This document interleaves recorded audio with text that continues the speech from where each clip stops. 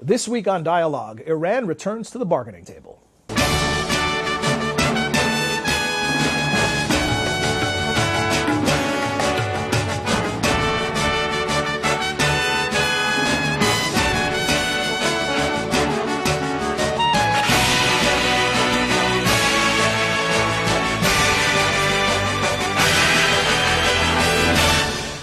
Welcome to the Woodrow Wilson Center in Washington, D.C. I'm John Molesky.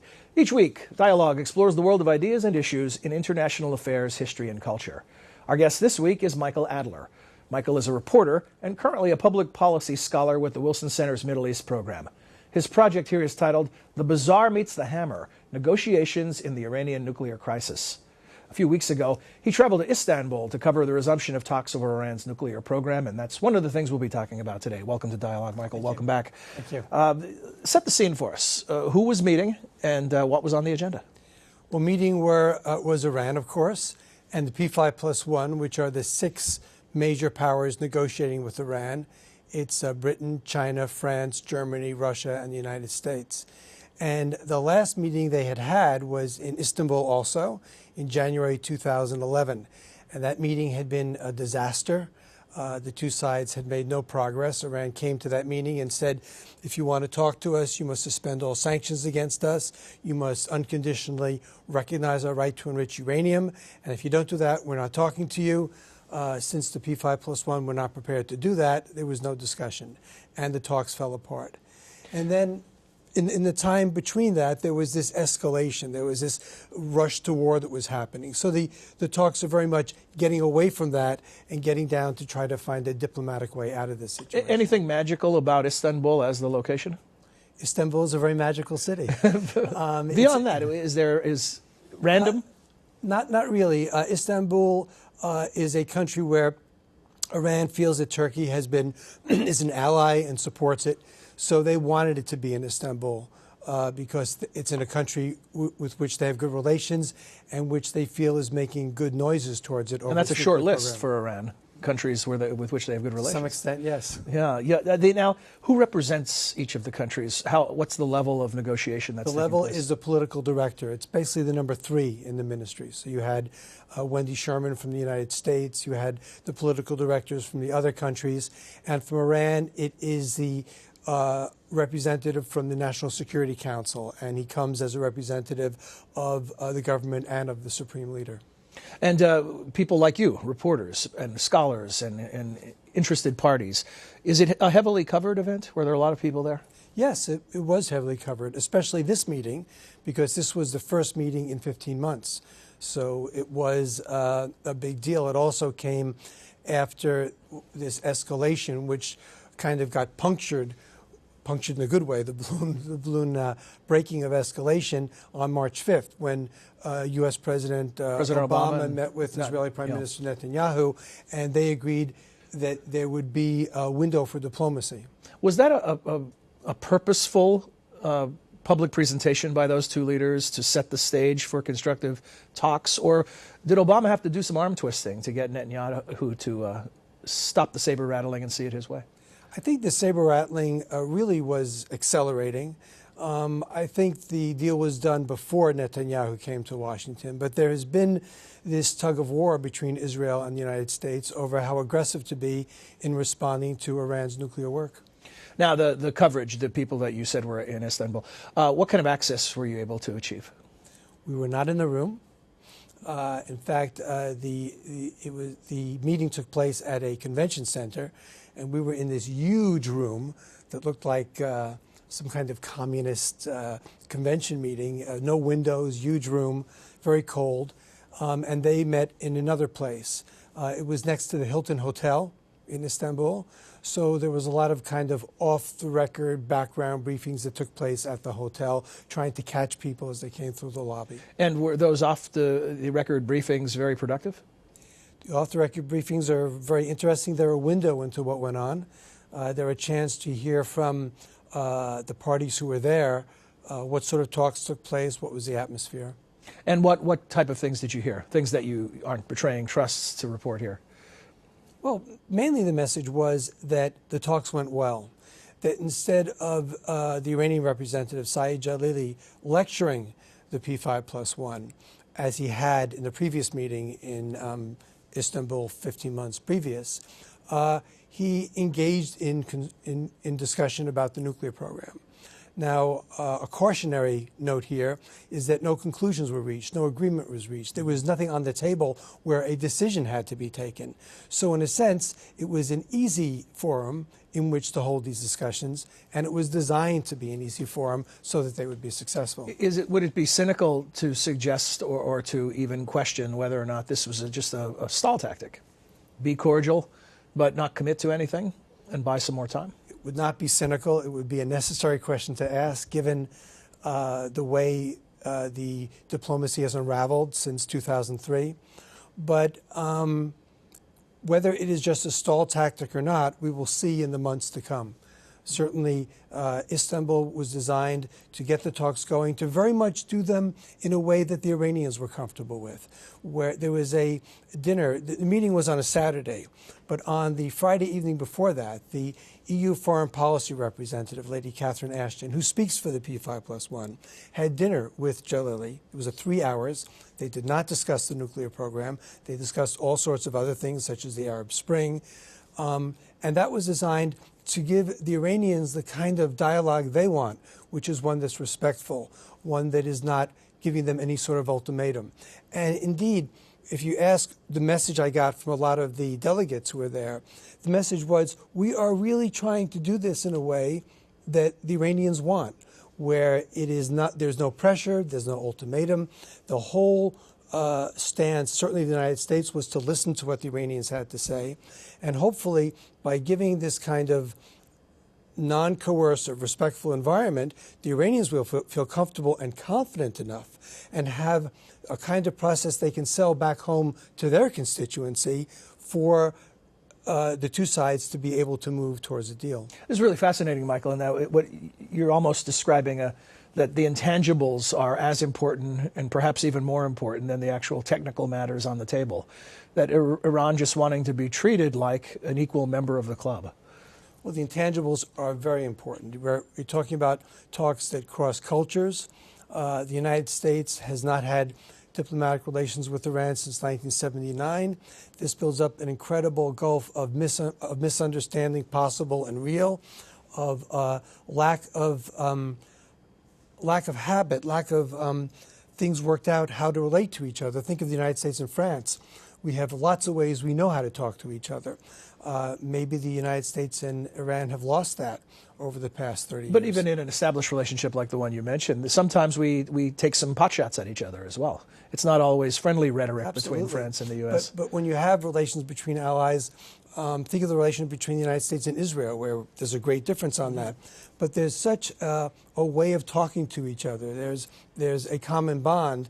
It helps you paper over or get through the difficult points. The problem with the United States and Iran, and this very much is the United States and its allies dealing with Iran, is that the two sides mistrust each other, have a history of grudges and grievances. And I think that the P5+1, the United States and certainly France and Britain and Germany, and certainly Russia and China, are trying to do this in a way where Iran will be comfortable at the table. We interviewed for a feature we call Context on the Wilson Center website. We interviewed Tara Kronberg, who is the EU's representative to Iran for Iranian relations. Right. And she was making the point that it's viewed differently in Europe. The sense of Iran as a threat is much more nuanced and a lot less immediate than the way the U.S. views Iran. Did you encounter any of that? Is there a difference between the European allies sitting at the table versus how the U.S. and Israel view the problem? Well, if you go back to the beginning of this crisis, which starts in 2002 when Iranian secret nuclear installations are revealed by a resistance group. And then so it's someone on the inside who tells the world that this is happening? Ostensibly. Where the information came from is another debate, okay. Maybe another program. But then in 2003, the investigation of Iran by the UN Nuclear Agency begins, and the diplomacy begins. And also in 2003, there's the invasion of Iraq. And the Iranian nuclear crisis is very much in the shadow of the Iraq war. And what started the diplomacy started with the EU3, Britain, Germany, and France, negotiating on their own with Iran. And that was very much an effort to avoid the sort of rush to war that occurred with Iraq. And the comments that were made then by the ambassadors and the people I spoke to was, we have embassies in Iran, we do business with Iran, which the United States really doesn't. We can talk to them, and the United States can't. By 2006, this EU3 initiative had run down. The United States joined the process. And I think by the meeting in Istanbul this month, pretty much the United States and its 3 European partners were on the same page. And there wasn't this feeling, we can talk to them and you can't. You mentioned the important meeting between Obama and Netanyahu as sort of a precursor to this improved tone. Then after that, the Supreme Leader had some positive things to say about President Obama, which it doesn't happen with this president or any American president very frequently. No, in fact, you could go back to 1979. You would be hard put to find a more positive statement.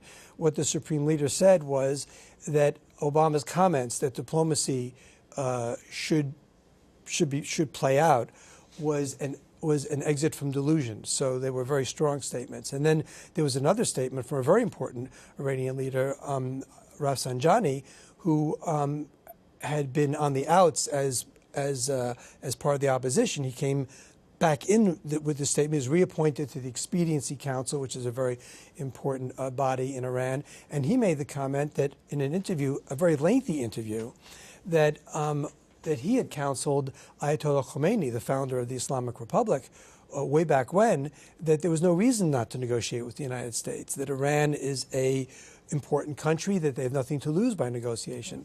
This interview, these statements coming at such length, shortly after the March 5th meeting between Obama and Netanyahu, shortly after the comments by the Iranian Supreme Leader that the United States pushing for diplomacy was an exit for delusion, create an atmosphere which is continuing in Iran of support for the talks and a surprisingly positive attitude towards the talks and towards the possibility of reaching a settlement. In that regard, how much do we know about how things may be changing within Iran as far as public sentiment, to the degree that it matters, political leadership changes? We haven't mentioned Mr. Ahmadinejad in all of this. And is he now in lame duck mode? What do we know about the internal machinations within Iran and how it might manifest within these negotiations? Well, it's certain we don't know totally what's going on, because I have the feeling the Iranians not know totally what's going on. It's a country with a lot of power centers. It's a country that operates on consensus. The Supreme Leader is there to enunciate the consensus when it happens, and I think it's not that linear what's going on. That said, you had the parliamentary elections on March 3rd, and in those elections, the Supreme Leader's faction really won out over the president's faction. And in a sense, the power struggle that seemed to be taking place between Ahmadinejad and the Supreme Leader Khamenei seems to have resolved itself. And Ahmadinejad, as is inevitable for any president of Iran, has lost out to the Supreme Leader. So in a sense, the Supreme Leader is freer with Ahmadinejad in lame duck mode to have a consensus towards a settlement that might not have been possible when there was so much internal domestic bickering going on inside Iran. What about back channel discussions? I know that in certain types of diplomacy that's very important. We have the public statements from the leaders, but then there are back channels. Are there significant back channel exchanges between the U.S. and Iran or any of the other nations involved in the negotiation? I think the short answer is no. Is that part of the problem? That has been part of the problem as we move towards March 5th and the breaking of the balloon of escalation. It definitely was a problem because the two sides weren't talking to each other. Mm-hmm. And when two sides who are adversaries in a tense situation like this don't talk to each other, there's a real risk of it leading to conflict. Turkey has tried to be an intermediary, and the Turkish president made a visit to Tehran where he allegedly delivered a message. But Turkey has, I think, lost luster as an intermediary because the Iranians were very upset. One, that Turkey has been so critical of what they may be doing in Syria. And secondly, Turkey, a very important Turkish company, decided to reduce its oil imports from Iran. So what happened was that Iran had said, we want the meeting in Istanbul, not in Switzerland, not anywhere else. And then as we moved towards the meeting, there was so much to and froing. The Secretary of State Hilton announced on April 1st, well, the meeting's going to be in Istanbul on April 13th. At which point the Iranians said, we don't want to go to Istanbul. It should be in Baghdad.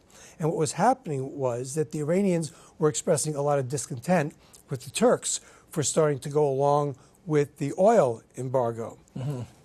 And then we saw at this meeting in Istanbul that the role of Turkey as an intermediary has diminished somewhat. And I think the Russians were profiting from that and were becoming more of an intermediary in Istanbul. The next meeting set for, I believe, May 23rd? Is that the Yes, date? in Baghdad. Baghdad.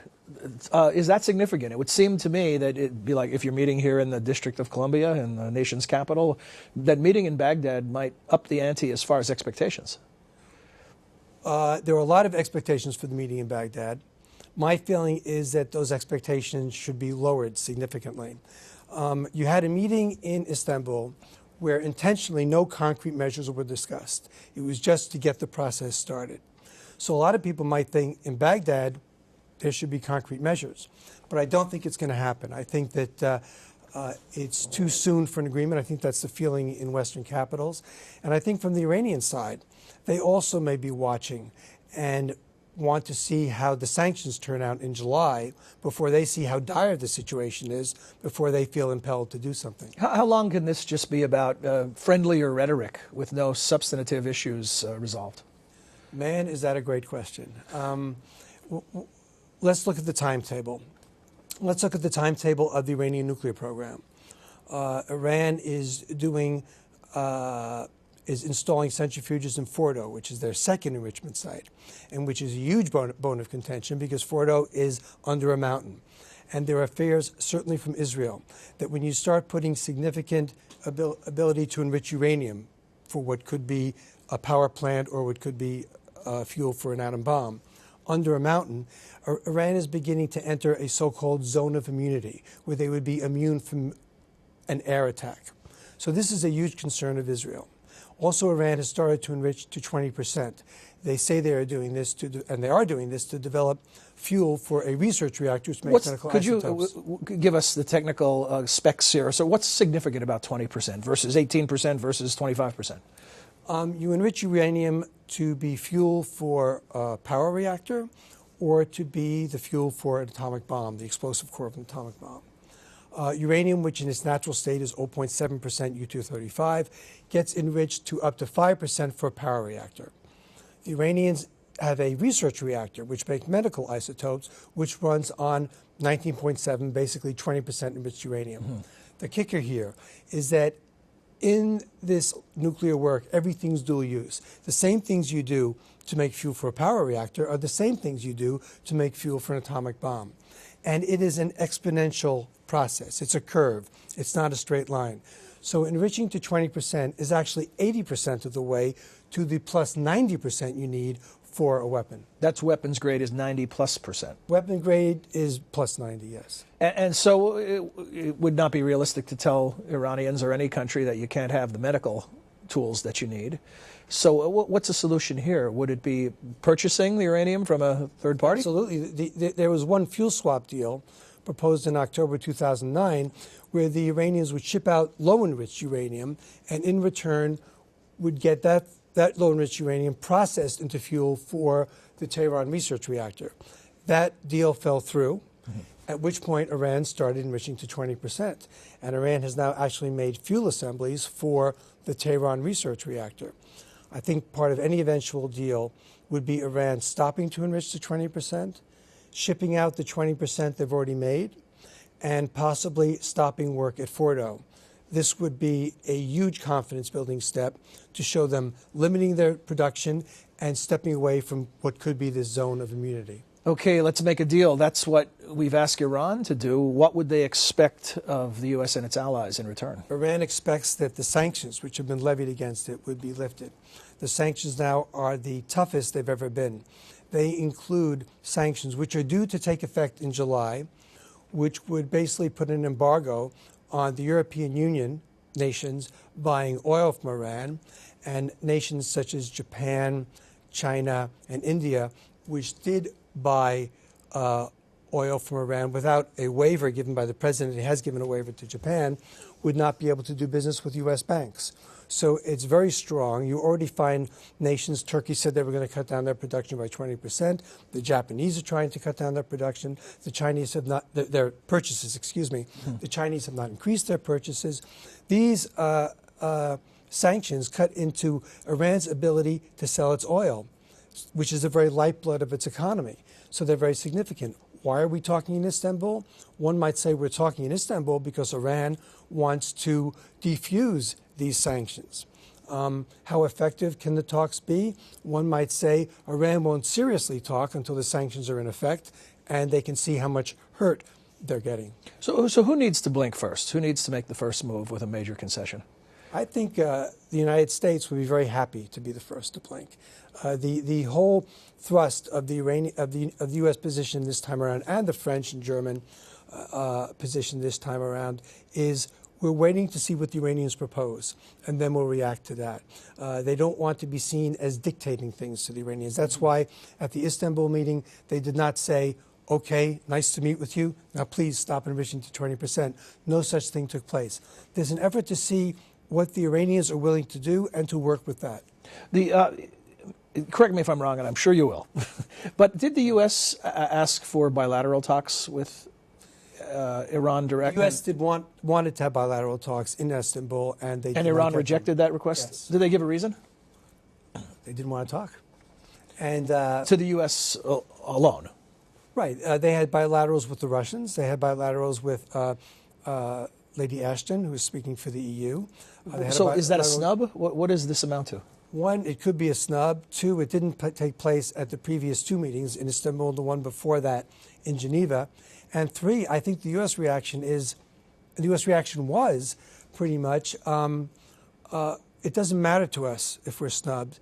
It doesn't matter to us how we get there. We just want to get to a settlement. So if the clock is ticking on getting beyond rhetoric and getting to something substantive, and if you think that nothing significant is likely to occur during the May 23rd meeting, what's the next time frame? Well, will there be another meeting? Is that the only expectation for May 23rd, that another meeting is set? I think so. I think that May 23rd will be perhaps a more serious discussion level, more intense, more focused on different things than happened in Istanbul. But I think we are in what the diplomats said they want it to be a sustained process. Guess what? We're in a sustained process, and there'll be more meetings. And in terms of timelines, there's a timeline of when Iran's ability to break out to a nuclear weapon, its possible breakout, would become a shorter length of time. I think we're still a bit of a ways away from that. Another timeline will be the sanctions for Iran. As the sanctions go into effect, Iran certainly wants to cut back on the sanctions, so there's a timeline for them. And I think the next big rendezvous in terms of timeline would probably be fall. How stable is this process in that? Could somebody just get impatient and go back to saber rattling? Absolutely. But I think as long as there's nothing on the table where the Iranians have to say yes or no, they're not going to do that because they want to get as much of a process going to get as much sanctions relief as they can with as little cost to themselves as they can. So the idea is to go slow. And I guess the U.S. position would be, if we go slow, for you, it's a problem because you're getting tougher sanctions. So it's in your interest to go quicker. And the Iranian point of view will be that they have their concerns, which is getting their uranium enrichment recognized, that they have a right to do that. But they do want the sanctions lifted. So Baghdad will probably be one more step on the way. And the significant time will probably come in the fall once the sanctions have gone into effect. How long have you been following this story? Since 2002, basically. And what keeps you engaged in this story? It's fascinating. It's a great moment of diplomacy. Here you have a case where there have been from the very beginning rumblings of military action or of some kind of confrontation, and yet it's been completely diplomatic. it didn't involve the United States. So it was a case of leftover differences from the Iraq War playing out. It was an amazing example of a number one issue that was being treated as a back burner issue because all eyes were on Iraq. Now I think it's much more of a front burner issue. So you have a lot of moving parts. You have diplomacy unveiling itself in the post-Cold War era in a way it wasn't able to function so multilaterally in the Cold War era. And I think the diplomacy in the Iranian nuclear crisis is very much a sign of how diplomacy and international relations are going to unfold in the 21st century. Forgive me for asking a speculative question, a purely speculative question, but what does your gut tell you about the chances for an agreement in the time frame that we've discussed? I think anyone who can answer that question, who dares to answer that question, is... You'd be at the table, not just covering it. A much braver and more intelligent person than I am. I think that you have an unprecedented constellation of attitudes, measures, willingness to negotiate than we've had since the very beginning of the crisis. There was a first phase where there were negotiations, but it was basically the Europeans negotiating alone with the Iranians. That ended in 2006. And since 2006, the United States has been involved. Since 2006, we have not had such a hopeful situation where everybody seems genuinely engaged, where the stakes are such that a solution, which is pretty much it's pretty much clear what the settlement would be advantageous to both sides. So it's only a case of seeing whether the rhetoric in both countries plays out in a reasonable way. Well, thanks for covering the story and for informing us about it. It's fascinating, as you said. Thank you very much. Quick final, yes, no, are you going to Baghdad? Yes, absolutely. Great. Well, we'll hear from you when you return. Thank you. Good luck. Thanks, Michael. We'll return next week with another edition of Dialogue. Until then, for all of us at the Wilson Center, I'm John Molesky. Thanks for joining us. We'd like to hear from you. Please send your questions or comments to dialogue@wilsoncenter.org. You can also follow us on Facebook. Search Dialogue Radio and Television. Our host Twitter feed is twitter.com/John Milewski. Dialogue is a co-production of the Woodrow Wilson International Center for Scholars and MHZ Networks. Dialogue is available via broadcast, cable, satellite, and telco on MHZ Worldview throughout the United States. To see how to watch where you live, visit www.mhznetworks.org.